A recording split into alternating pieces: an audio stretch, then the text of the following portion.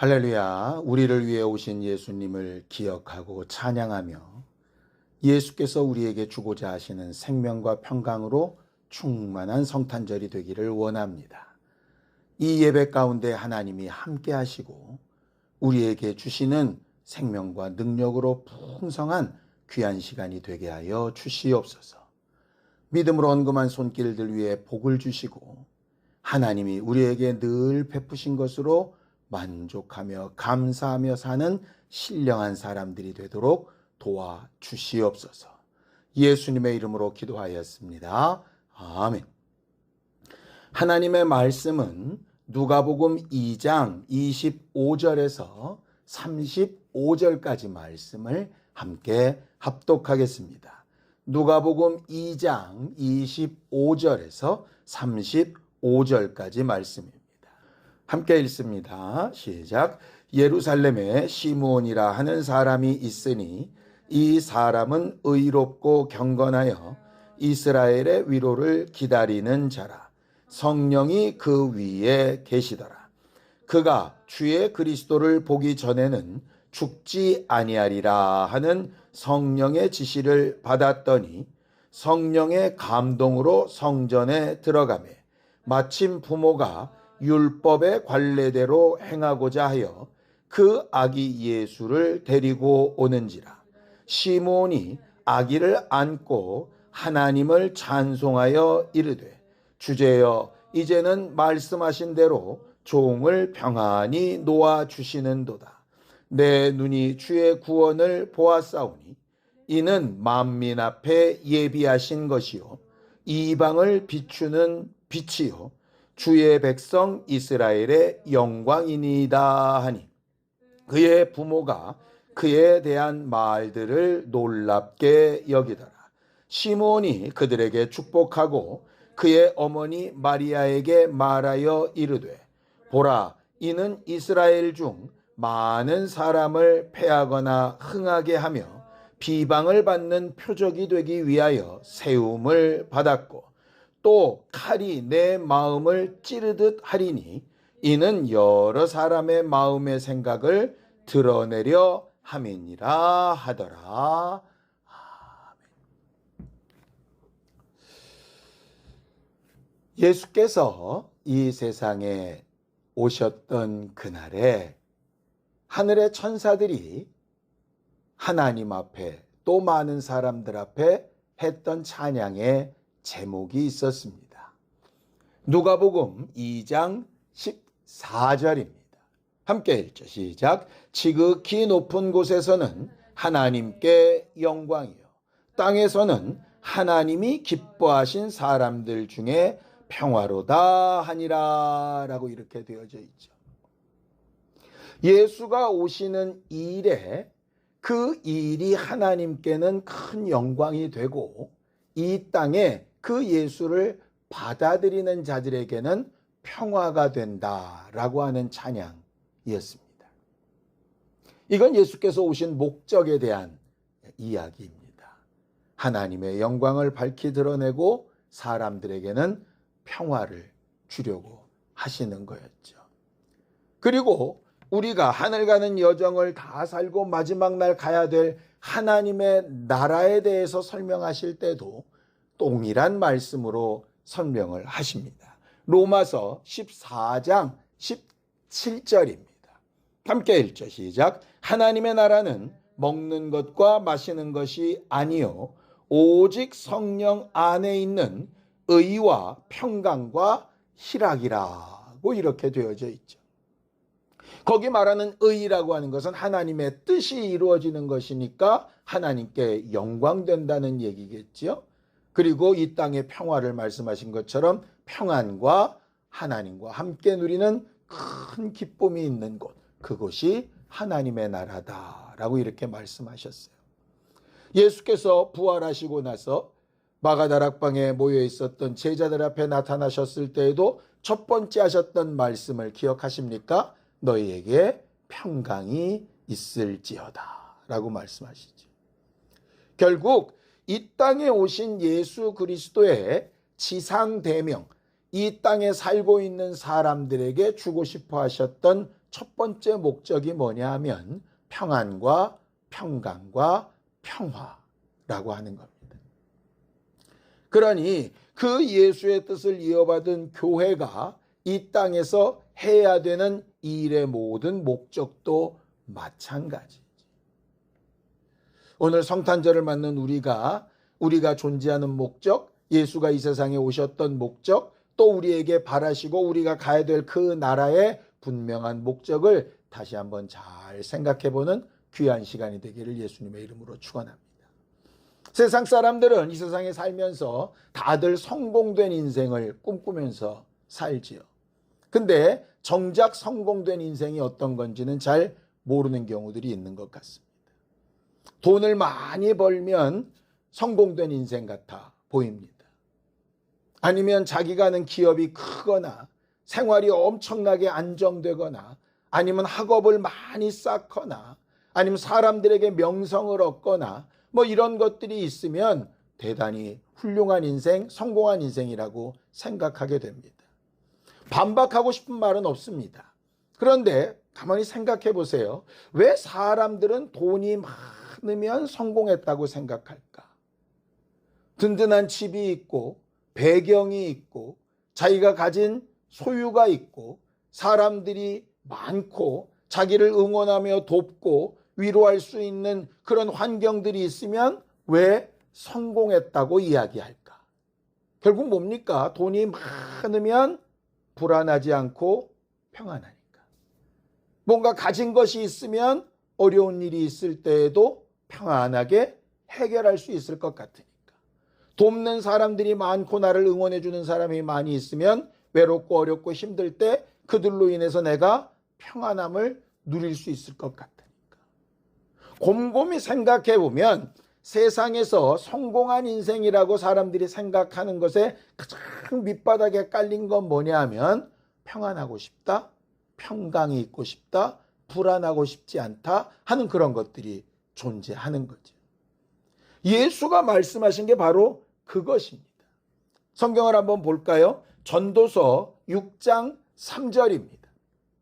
함께 읽죠. 시작. 사람이 비록 100명의 자녀를 낳고 또 장수하여 사는 날이 많을지라도 그의 영혼은 그러한 행복으로 만족하지 못하고 또 그가 안장되지 못하면 나는 이르기를 낙퇴된 자가 그보다는 낫다 하나니라고 이렇게 이야기합니다. 전도서는 우리가 잘 아는 것처럼 이 세상에 존재하는 사람 중에 가장 지혜롭고 가장 부유하고 가장 강력했던 사람인 솔로몬이라고 하는 사람이 쓴 글이라는 걸 우리가 잘 알고 있습니다. 그가 뭐라고 얘기하느냐? 자녀가 많고 가진 것이 많고 모든 것이 풍족하다고 그래서 그 영혼이 평안한 것은 아니다 라고 하는 겁니다. 도리어 가진 것이 많고 누릴 것이 많으면 번뇌가 많은 경우도 있을 수 있지요. 그래서 가진 소유와 우리가 평안하게 살고자 하는 것은 비슷할 수는 있는데 절대로 똑같지 않다. 그렇게 얘기하는 겁니다. 그러면서 오늘 뭐라고까지 얘기하느냐? 안장되지 못하면 낙태된 자보다 못하다. 이렇게 돼 있어요. 이 안장이 뭐냐면 말 그대로 정상적으로 평안하게 무덤에 들어가다 이런 뜻입니다. 그래서 간혹 성경에 이런 말이 있는 겁니다. 어떤 사람은 살다가 평안하여 조상의 묘에 들어가고 이런 말이 있고 어쩔 때는 특히 라헬 같은 경우는 그 조상의 묘에 들어가지 못하고 라고 이렇게 되어져 있어요. 아니 이스라엘 사람들은 왜 그렇게 무덤에 제대로 장사되는 것을 그렇게 바랄까? 그냥 육체가 죽어서 무덤에 들어가는 평안을 얘기하는 게 아니고요. 그 영혼이 하나님 앞으로 잘 돌아가는 것에 대한 비유로 생각하는 겁니다.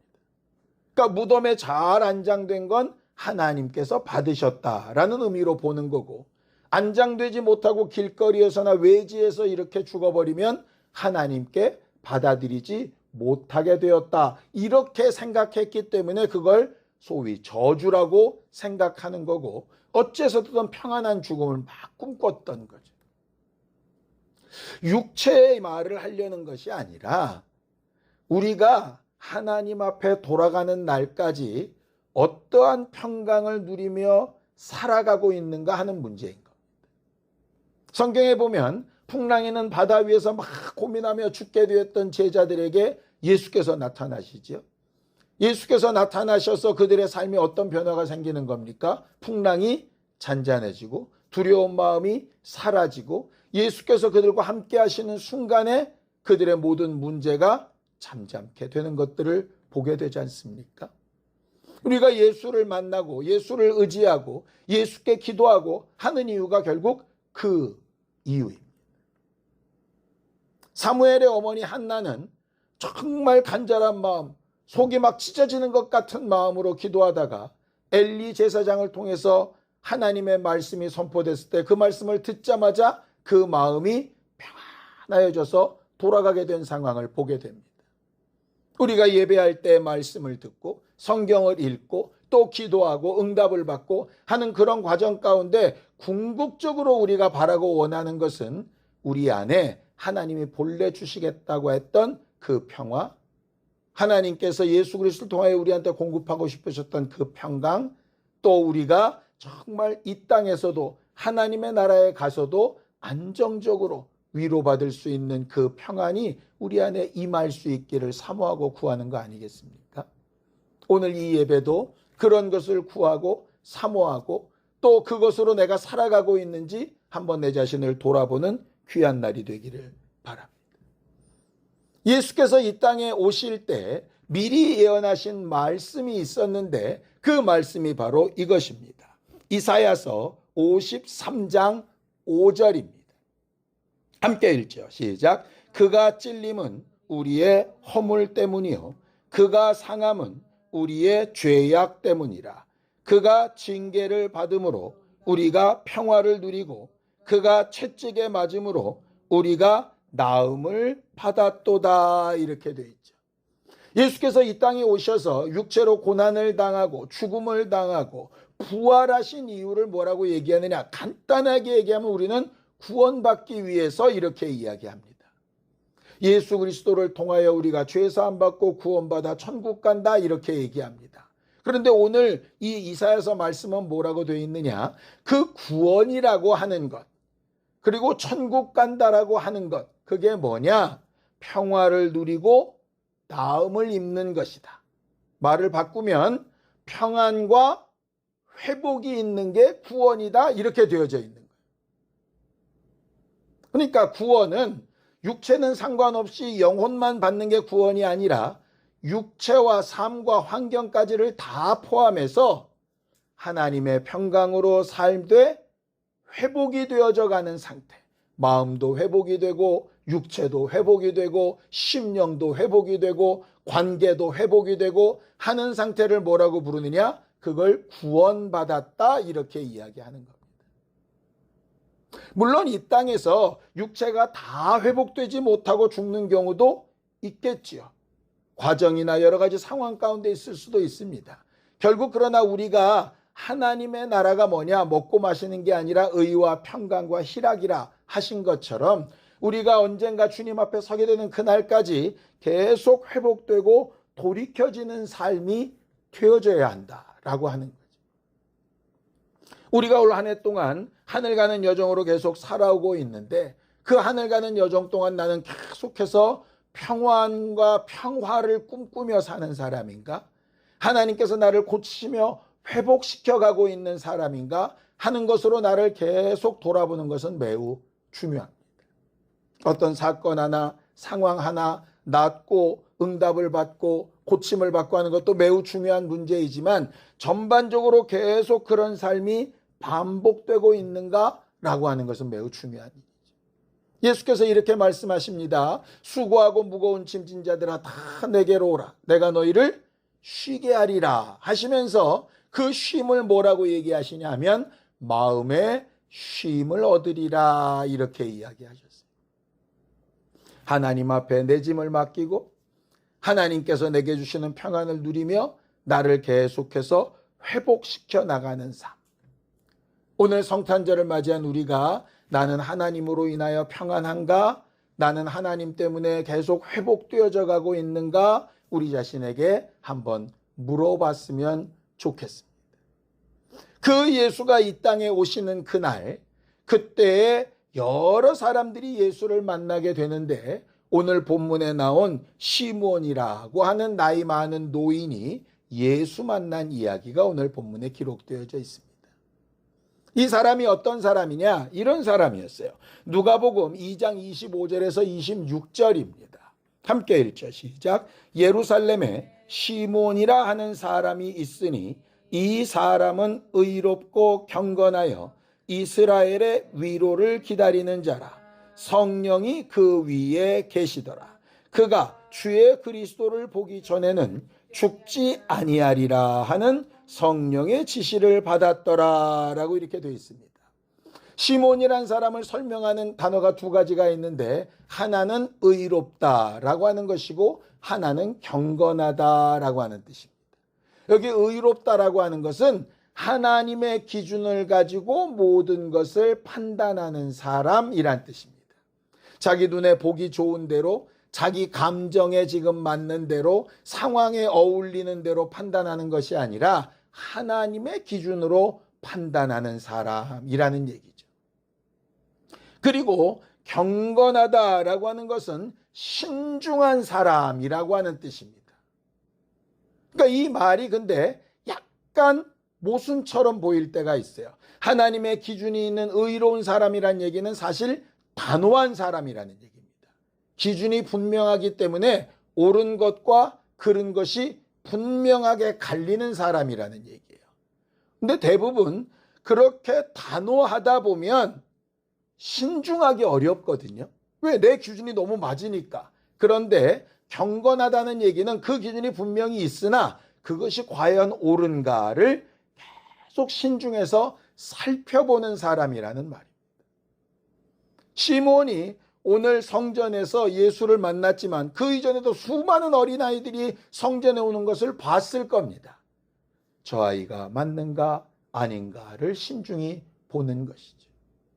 여러분, 사무엘이 다윗 왕을 세울 때를 한번 생각해 보십시오. 이새의 집에 갔을 때 장남인 엘리압을 딱 보자마자 사무엘이 뭐라고 생각합니까?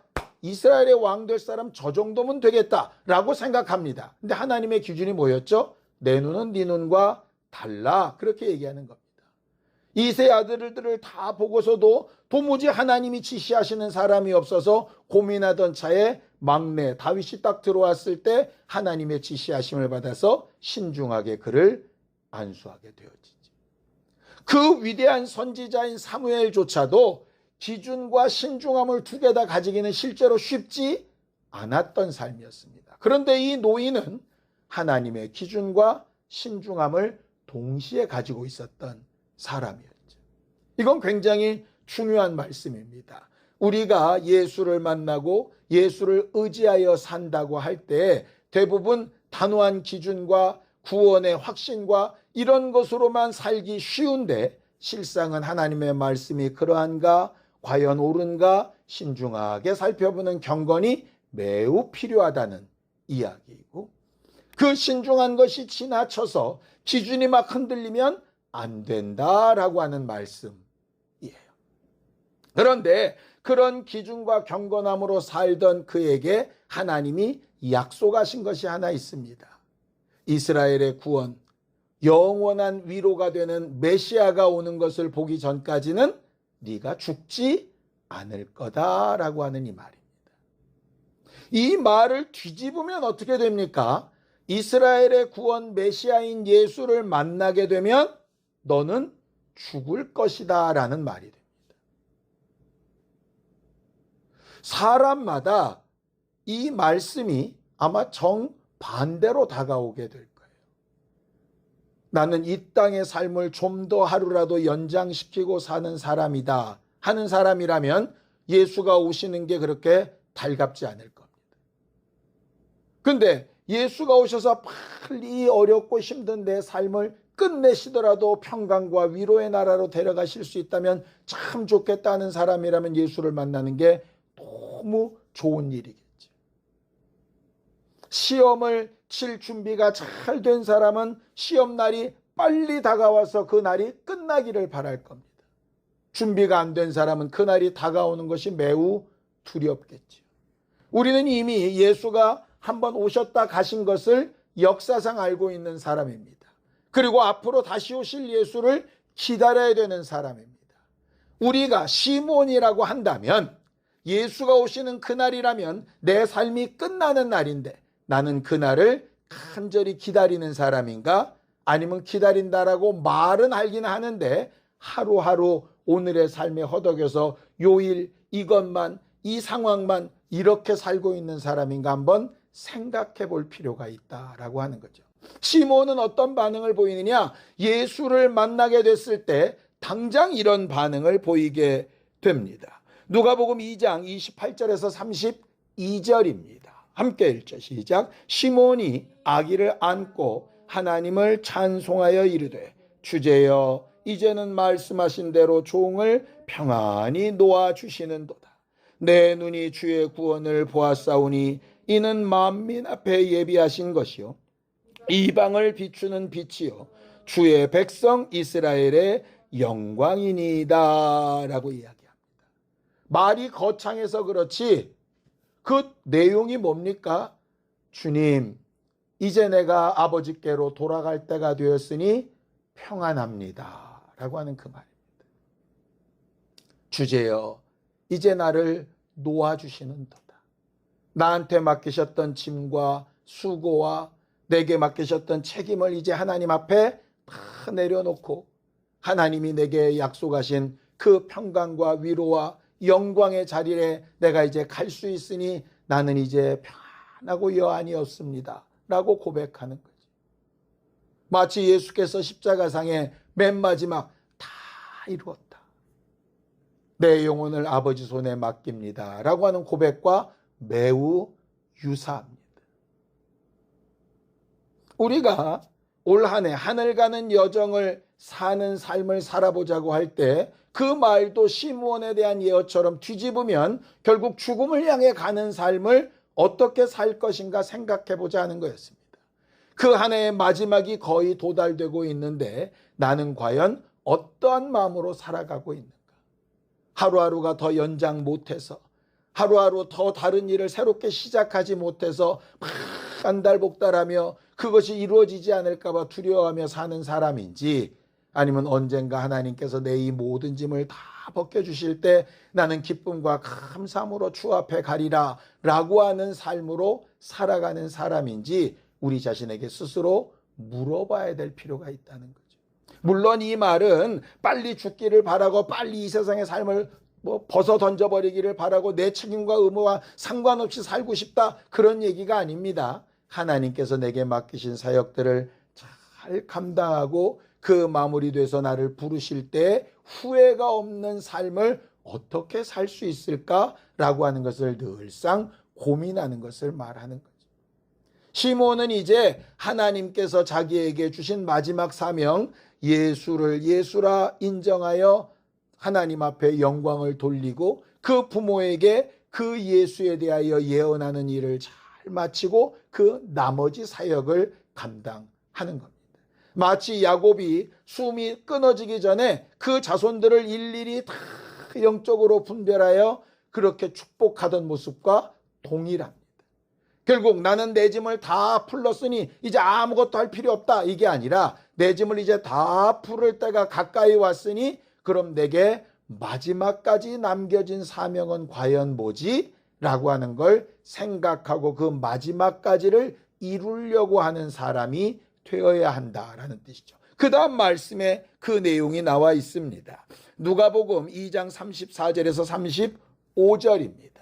함께 읽죠. 시작. 시몬이 그들에게 축복하고 그의 어머니 마리아에게 말하여 이르되, 보라, 이는 이스라엘 중 많은 사람을 패하거나 흥하게 하며 비방을 받는 표적이 되기 위하여 세움을 받았고 또 칼이 내 마음을 찌르듯 하리니 이는 여러 사람의 마음의 생각을 드러내려 함이니라 하더라 그랬습니다.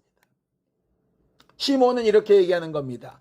나는 이제 내 할 일을 다 마치고 하나님께로 돌아가는데 아기를 안고 있는 마리아는 이 예수 때문에 얼마나 마음이 찢어지고 눈물 흘리고 아파하고 그 하나님의 뜻과 의도를 완전히 이해하고 하나님께서 하신 일에 감사와 영광을 돌리기까지 그 많은 어려움과 수많은 고초와 마음의 상처를 입게 될 것을 알게 되다 보니까 그를 어떻게 위로하지? 나는 이제 쉼을 향해 떠나가지만 남은 저들은 어떻게 그 믿음을 유지하며 살아야 하지? 하는 것에 대한 예언과 축복과 격려와 위로가 있었던 거죠. 예수께서 십자가 지고 죽으시고 부활하시는 날까지 예수는 이제 영광을 위해서 가십니다. 그런데 그 예수가 제자들에게 남기신 말이 뭡니까? 3번 부인하는 베드로한테는 네 믿음이 떨어지지 않기를 내가 기도한다 하시는 것이고, 사랑하는 제자 요한한테는 내가 다 책임지지 못한 내 어머니를 네가 좀 맡아주라 이야기하는 것이고, 도무지 구원의 방법이 없어 보이는 가룟 유다한테는 너무나 안타까운 마음에 네가 찾으라지 나지 않았으면 좋았을 뻔했을 텐데 라는 걸 하십니다. 아니, 생각해 보세요. 자기가 지금 고난받고 재판받고 십자가 지고 온갖 모욕 가운데서 죽어갈 일이 뻔한데 지금 그걸 향해서 기도하는 게 아니라 자기는 그 일을 통해서 하나님의 평안함으로 들어갈 텐데 남은 저들은 어떻게 해야 하나라고 하는 그 위로와 간구가 있었던 것을 알게 되지 않습니까? 시몬의 모습이 그런 예수의 모습과 매우 겹쳐 보인다는 거예요. 시몬은 예수 그리스도의 십자가 은혜를 알지도 못했던 사람입니다. 성령을 받은 것도 아니고 그 위에 머물러 있었던 사람입니다. 그럼에도 불구하고 그는 하나님의 뜻과 방향이 어디인지 분명히 알고 자기를 풀어내 주시는 하나님에 대한 은혜와 남은 자들이 어떻게 그 예수로 인하여 그들의 삶과 선택을 영위해야 되는지를 간절히 축복하고 있는데, 이미 우리는 구원도 받았고 성령도 받았고 하나님의 나라에 갈 확신도 얻었고 여러 가지 응답도 받은 사람임에도 불구하고 왜 여전히 내 상황, 내 형편, 내 것, 내 마음의 어려움 이런 거에만 막 빠져서 그걸 해결하려고 몸부림치지 하나님께서 내게 주실 쉼과 평안 그런 것을 구하기보다 다른 사람의 어려움과 아픔과 그 위로받아야 될 것에 신경 쓰기보다 그저 나 이렇게 살고 있는지. 예수께서 십자가 지고 올라가시면서 그를 따르는 많은 사람들을 향하여 하셨던 한 말씀으로 오늘 말씀을 마치려고 합니다. 누가복음 23장 28절입니다. 함께 읽습니다. 시작. 예수께서 돌이켜 그들을 향하여 이르시되 예루살렘의 딸들아 나를 위하여 울지 말고 너희와 너희 자녀를 위하여 울어라 라고 이렇게 말씀하시죠. 우리는 이 세상을 살아가면서 여러 가지 어렵고 힘들고 좋고 나쁜 일들을 계속 반복하면서 겪을 겁니다. 마치 봄, 여름, 가을, 겨울이 있는 것처럼 좀 좋아졌다가 나빠졌다가 계속 그럴 겁니다. 그런데 우리에게 중요한 건 그 여러 상황 가운데서도 계속 하나님이 주시는 평안과 회복으로 살아가고 있는가라고 하는 걸 늘상 확인하면서 살아야 한다는 뜻이에요. 예수가 오셔서 우리에게 가르쳐주고 싶으셨던 것이 바로 그것입니다. 나를 만나면 내가 너희에게 주는 평안과 내가 너희를 회복시키는 것으로 경험하며 살게 될 거다. 그것을 위해서 시몬과 같이 하나님의 단호한 기준과 아주 신중한 선택과 판단이 우리에게 필요하다. 언젠가 주님께서 나를 편안히 놓아주시는 그날에 우리 자신만을 위해서가 아니라 남아있는 내 자손과 사랑하는 사람들을 위해서 우리가 베풀고 위로하고 축복해야 될 것이 무엇인가를 잘 생각하며 섬세하게 하루하루를 살아가는 우리 모두가 될 수 있게 되기를 예수님의 이름으로 축원합니다. 이번 성탄절이 다시 예수를 만난 기쁨과 또 예수가 우리에게 주시는 평안을 누리는 기쁨과 회복을 사모하는 기쁨으로 충만할 수 있게 되기를 예수님의 이름으로 축원합니다. 기도하겠습니다. 하나님 아버지, 하나님께서 우리 모두를 도우시고 인도하셔서 하나님이 예수 그리스도를 통하여 우리에게 주고자 하신 평안과 위로와 회복이 우리 안에 늘 충만케 되게 하여 주시고 우리뿐만 아니라 남겨져 있는, 또 우리가 언젠가 떠날 때 남겨있게 되는 우리의 사랑하는 자손이나 환경들에 대해서도 우리가 마지막까지 해야 될 일들을 잘 감당할 수 있는 지혜와 영감 있는 사람들이 되게 도와주시옵소서. 하나님 아버지, 주 예수께서 우리를 위하여 가져오신 평안과 평강이 우리의 마음과 생각을 붙들어 주시고 위로하여 주셔서 언젠가 주님 앞에 서게 되는 날을 기대할 때 두렵고 떨림이 아니라 평안과 감사로 나아가는 심령들이 될 수 있도록 매 순간 평화와 회복을 더하여 주시옵소서. 또 우리에게 맡겨진 사역을 끝까지 잘 감당하되 주께서 주신 능력과 위로로서 다른 이들을 격려하며 위로하며 복음을 전하며 우리를 위하여 오신 예수의 남은 사역을 잘 감당하는 교회가 되게 하여 주시고, 하늘 가는 여정의 마지막 끝에 주께서 우리를 쉬게 하시며 모든 짐을 벗겨주시는 기쁨과 감사의 고백이 넘쳐나는 심령들이 다 될 수 있도록 우리를 성령으로 붙드시고 인도하여 주시옵소서. 이제는 우리 주 예수 그리스도의 은혜와 하나님 아버지의 극진하신 사랑과 성령님의 감동하시고 함께 하시는 분명한 증거가 주 예수를 통하여 평안과 회복을 누리기를 원하는 주 예수의 사람들 위해 이제로부터 영원까지 함께 있을지어다. 아멘.